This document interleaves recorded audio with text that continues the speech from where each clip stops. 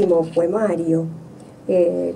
Sigue los pasos de aquella poesía congregada que reunió a 3 poemarios, y en este caso es un poemario amoroso.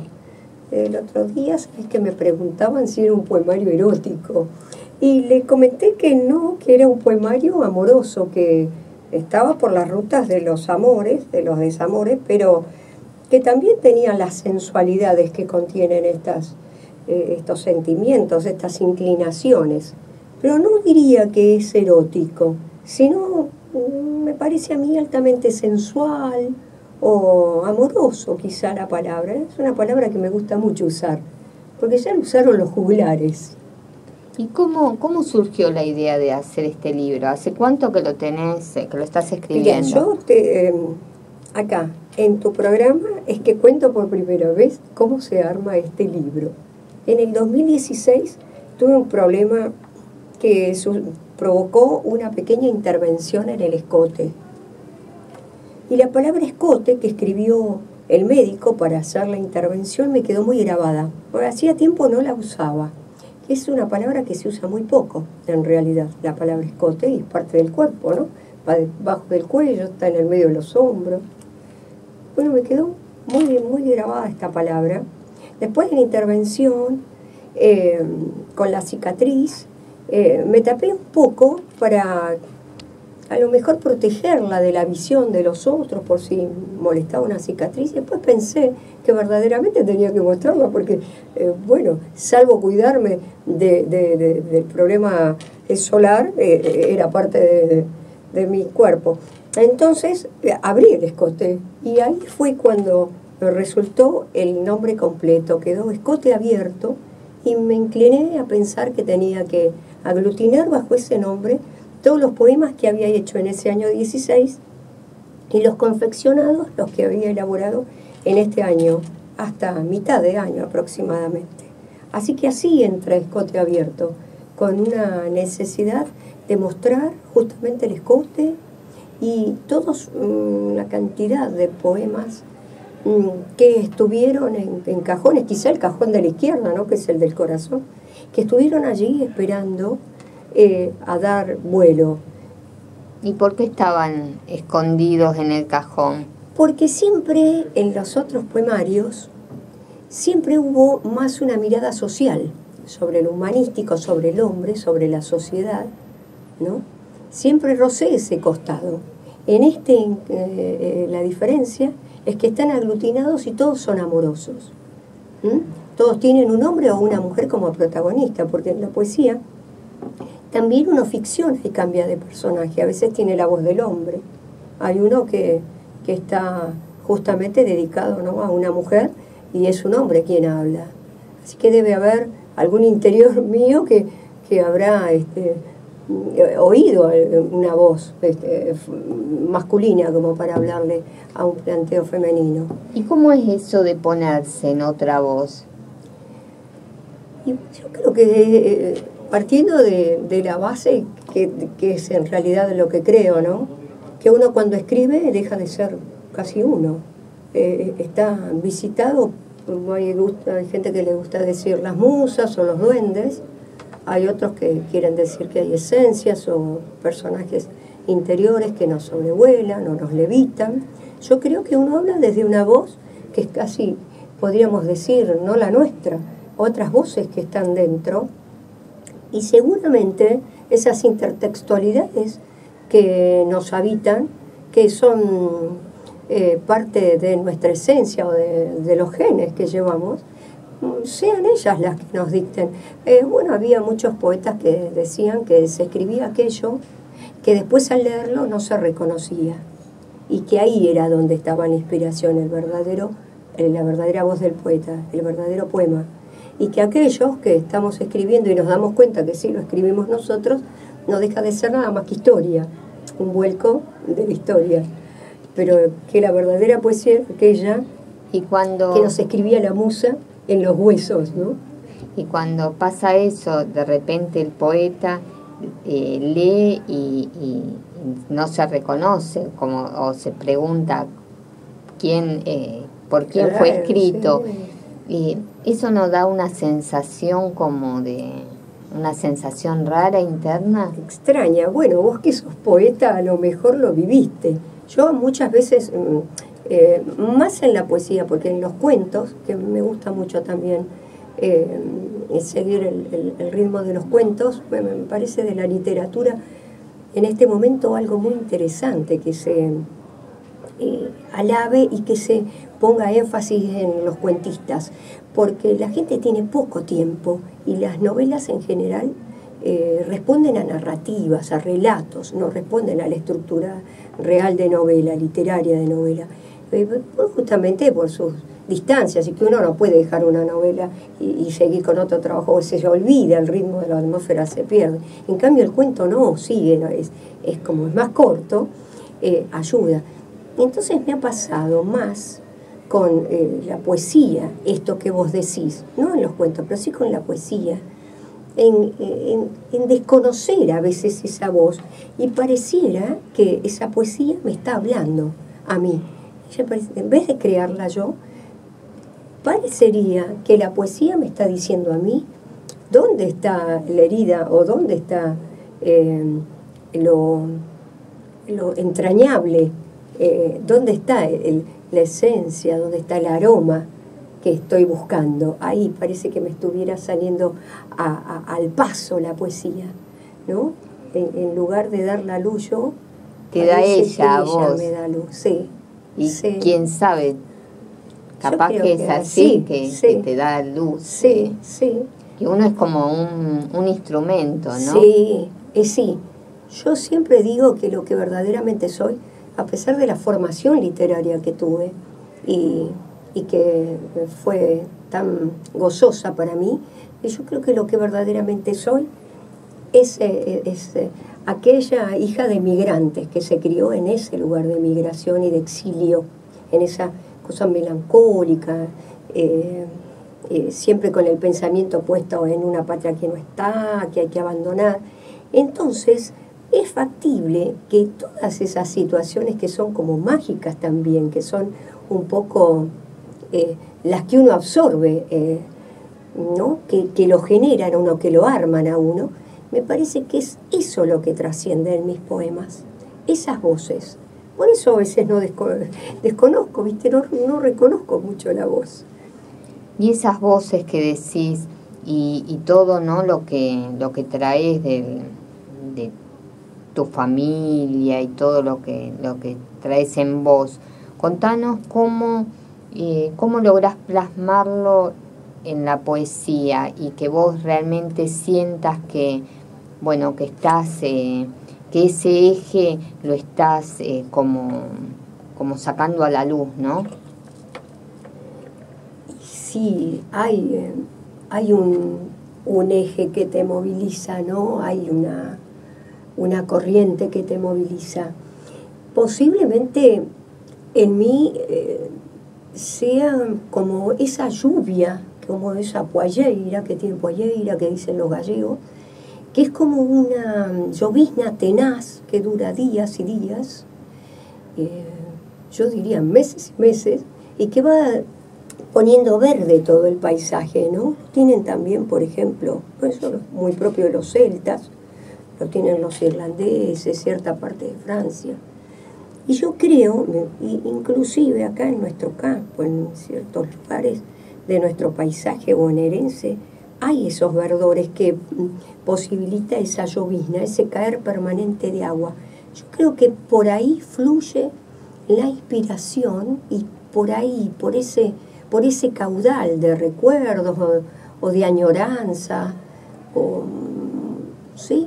Quizá sea eso, sea ese latir que no acompasa los pasos contemporáneos, sino que es como un trayecto que va desde adentro, que nos va habitando, y es milenario, no tiene tiempo, es de otra época. Quizás sea eso, ¿no? Yo, por ejemplo, no me considero una poeta que tiene una estructura como muy... por ejemplo, yo frecuento la corrección en los poemas, la frecuento, yo corrijo los poemas, ¿no? pero no tengo un estado, digamos, posibilitado. Por ejemplo, es esa gente que a lo mejor se levanta y tiene un horario donde escribe, donde lee, y tiene un espacio también, tiene un regio escritorio, tiene buena iluminación.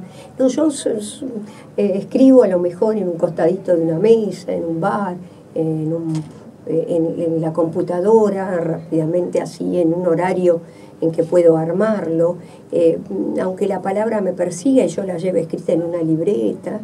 No soy un poeta de estos que destilan este protocolo de poesía, ¿no? Es decir, no, soy un poeta más sencillo, más humilde. Quizá la poesía hasta nace en la conversación. Por ejemplo, en este momento, para mí tener con vos una conversación es parte de la lírica, es parte de la poesía. Yo puedo llegar a percibir musicalidad, puedo llegar a percibir metáforas dentro de lo que estamos hablando. Así que para mí la poesía es como un respirar. No sé, yo creo que aún limpiando mi casa, que lo hago muy cotidianamente, hay una elaboración de poesía. Quizá no dejo de ser el poeta, ¿no? Lo cotidiano. El cotidiano, claro, sí. Por ejemplo, ahora que estamos charlando un día de semana a las 2 de la tarde y en esta vorágine, ¿no? Sí. Que es el mundo, poder hablar de poesía, estamos sintiendo la poesía en este momento. Es como que estamos dentro de una burbuja, ¿no? En toda esa rapidez, logramos deshacer esa rapidez con nuestro llegar a la poesía, sí. Al sentimiento, sí, ¿no? Sí, por eso para mí es un placer en tu programa dar a vuelo este libro, presentarlo así en las redes, en tu programa, justamente. Está recién salido de la presentación en la editorial Duncan, que es la que me lo edita, es la editorial que siempre me ha editado generosamente todos los libros, ¿no? Entonces, bueno, ponerlo en tu programa, darlo a vuelo, ese me parece el espacio ideal, porque es justamente como vos decís, ¿no? Es detener todo el murmullo, todo el latir, todo el alboroto que nos circunda, ¿no? Y dejar en un silencio de poesía el resto, ¿no? El oírnos, el escucharnos. Que es tan importante, difícil, ¿no? Es tan importante la poesía como el otro. Sí, así es. Pero la poesía va al otro. Claro, totalmente, es un puente. Sí. Que si uno puede escribir, pero si no hay un otro que la recibe, entonces es como que todo se queda, ¿no? Pues bueno, eso tal vez la diferencia de otros géneros literarios. Porque, por ejemplo, el ensayo, la misma novela y los cuentos, las reseñas, uno las deja y sabe que van a leerlo, que lo van a poner en conocimiento, que lo van a asimilar, que lo van a constatar, que a lo mejor alguien lo va... Pero la poesía es otra cosa, me parece que uno si no tiene al otro, es como decía Miguel Hernández, ¿no? Que se escribe para el carcelero, ¿no? Si uno no tiene al otro, ¿a quién decirle la poesía, no? La poesía no puede ser jamás amordazada. Yo creo que hasta los grafitis que a veces vemos por la calle nos cantan poesía, nos alborotan con esa poesía que desnudan esas paredes, ¿no? Y sí, totalmente. María, ¿y tenés para leernos unos poemas del nuevo libro? Bueno, yo he pensado empezar con uno, si me permitís, que se llama Agazapados velan, que es un poema que habla de los amores que quedan, parece como muertos, pero en el fondo son aquellos tantos amores que nos persiguen. Hay muchos. Yo creo que esto tiene otra lectura muchas veces, ¿no? Tiene otra lectura, no solamente aquellos amores con nombre y apellido, sino aquellos que no tienen nombre y apellido, pero que lo tienen y que se han querido olvidar o que se han querido negar, o que se han querido no tener en cuenta, o que no se han querido sumar, y son tantos. Así que para esos, agazapados velan. Se guardan en el rincón oculto, en el desván, en el último cajón de los roperos, los cuerpos desnudos de los amores muertos. Se lavan, se perfuman, se despojan del brillo más humano de la vida para que duerman el sueño de los justos.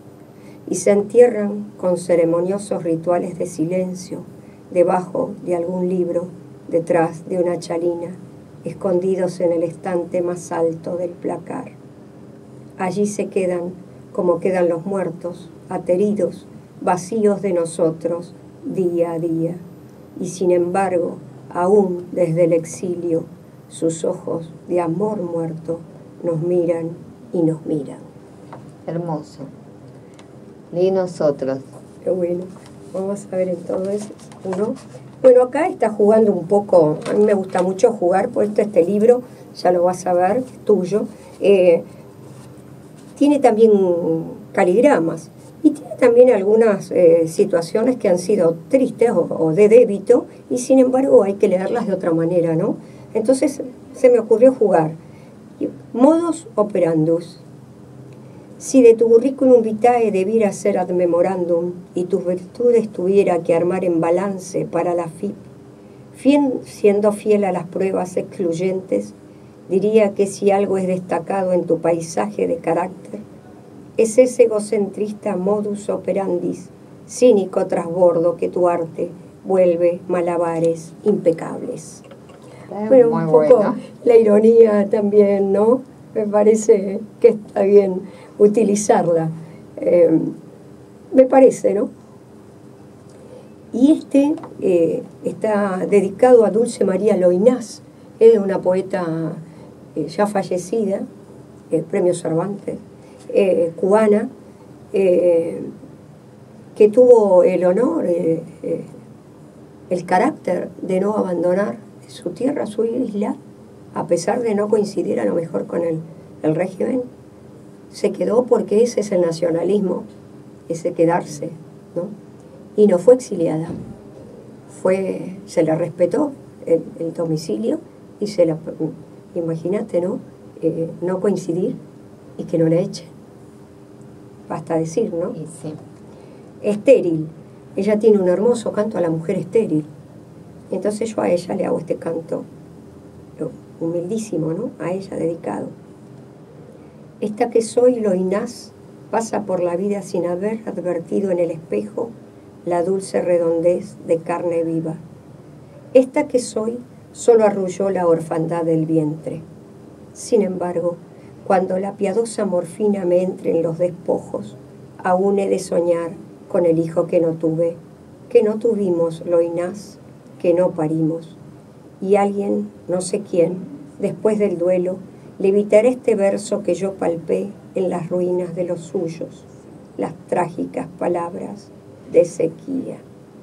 Es posible, Loynaz, que en ese instante, como suelen estallarse los milagros de morada preñez, mesa la cuna. Transmitís mucho en tus poemas. Denos uno más.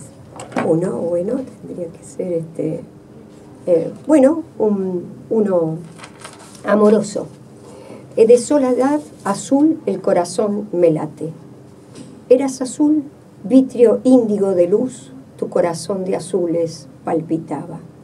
Y de azul se vestía tu deseo, manos de alas, pájaros azules, azulinas caricias, en bandadas. Sobre mi boca de azul humedecido era tu beso, de zafiros inquietantes, y azuleado era el perfume de tu risa. Todo vos eras azul, y te crecía un porvenir azul de añiles sueños por el océano azul de tu osadía. Y a buscarte fuiste por el mundo, azul cobalto, azul de Prusia, azul marino, azul ultramar, el unicornio azul de la utopía. Te vi partir desde mi gris de piedra, detrás de la azurita de tus prisas, por un sendero azul de despedida. Y se quebró el índigo milagro en una herida azul de noche fría, metálica, y azul como el acero. Hermoso. Decinos cómo los oyentes pueden llegar a tu libro. ¿Vos tenés página web? ¿Cómo se pueden comunicar? Pueden llegar al libro directamente en la Editorial Duncan, que está a la venta. Editorial Duncan, Ayacucho 357 de Cava. También pueden venir, por ejemplo, el primer martes de todos los meses al bar notable La Poesía, donde hacemos el café literario con David y con Víctor. Allí lo vamos a presentar también en diciembre, así que el primer martes de diciembre lo pueden encontrar ahí en La Poesía. Y desde luego pueden escribirme a el blog o bien a mi correo o encontrarme en el Face, que es difícil porque estoy como María Rodríguez, pero en mi correo pueden, es maritarodríguez1978@yahoo.com.ar. Ahí se pueden comunicar. Y yo tengo un gusto enorme de regalarte a vos, de obsequiártelo. Muchísimas gracias. Con toda mi admiración, una dedicación verdaderamente. Muchas gracias, realmente hermosos los poemas que leíste. Muchas gracias, Claudia. Contanos qué influye, o si capaz no influye nada, ¿no? El tema de la musicalidad en un poema. Sí, yo creo que influye. Hablando siempre con músicos, me comentaron que ellos encuentran mucha luz musical en algunos poetas. A mí que me gusta oír la radio, que me gusta ponerme mucha música en radio, me doy cuenta que aquellas letras que tienen musicalidad, que coinciden, que tienen un ritmo musical, nos quedan más prendidas, nos quedan como arraigadas, parece que la estuviéramos repitiendo, ¿no? Como una muletilla. Ahora, en el caso mío, últimamente, contrario a algunos que fueron de otros años, estoy con la rima no peleada, pero un poco alejada de la rima. Sin embargo, hay palabras que se encuentran y forman musicalidades, pero salen en forma natural. No las estoy buscando, no las persigo, porque a veces perseguir la rima puede hacer que un verso quiebre, sea delgadito, se vacíe, porque como está pendiente de la rima, deja el mensaje o deja la sustancia, deja la carnadura real para buscar ese ritmo, ¿no? Esa terminación, esas vocales que nos pueden llevar a la rima. Y en realidad a mí me parece que hay que seguir ahora cotidianamente, ¿no? Lo que uno, además lo que es temporáneo ahora, lo que a los chicos jóvenes les gusta mucho, es la poesía sin esta rima, sin esta musicalidad. Sin embargo, los músicos, y vuelvo a lo mismo, dicen que la poesía debe contener musicalidad para poder hacerse quizá, ¿no? Una canción, para poder hacerse una égloga, no sé, creo que tal vez lleve eso, ¿no? Fíjate que un soneto sin musicalidad nunca podría llegar a decirse de la misma manera. Tendría que estar, no perdería su sustancia, ¿no? Vos recién hablaste de cómo escribías antes y este libro, ¿no? ¿Vos sentís que llegaste a tu voz? Yo cuando empecé a escribir era adolescente, así que debía escribir malísimamente, con todas las particularidades que a un adolescente le faltan, ¿no? Porque tenía sed por escribir, pero era una hambruna que no sabía muy bien cómo dispararse. Así que tenía errores. Después fui buscando esas voces que vos decís, y hoy es una voz de una mujer que tiene igual inquietud por seguir buscando. Quizá esta voz sea la de esta época, la que transito en este momento, ¿no? Y a lo mejor espero, a lo mejor me espera inclusive otra voz diferente. La que tengo ahora es más contemplativa sobre mí misma, esa quizá más permisiva, a lo mejor sobre mí misma. La otra era un poco más distante, más ejecutora, más fuerte quizá, pero sí, puede ser Ahora, ¿sabes qué pasa, Claudia? Que a mí me gusta decir que uno nunca encuentra el unicornio, que siempre lo está buscando. Uno está en permanente búsqueda. Sí, sí, sí, porque a lo mejor todavía hay cosas que uno puede elaborar y decirlas mejor dentro de un tiempo, ¿no? Y lo que sí creo es que las voces que están en Escote Abierto son las voces que pasaron y que están en mí, que están y que deben quedar para que otro los lea, para que otra mujer las toque, algunos seguramente. ¿Cómo te sentís más cómoda, escribiendo cuento o poesía?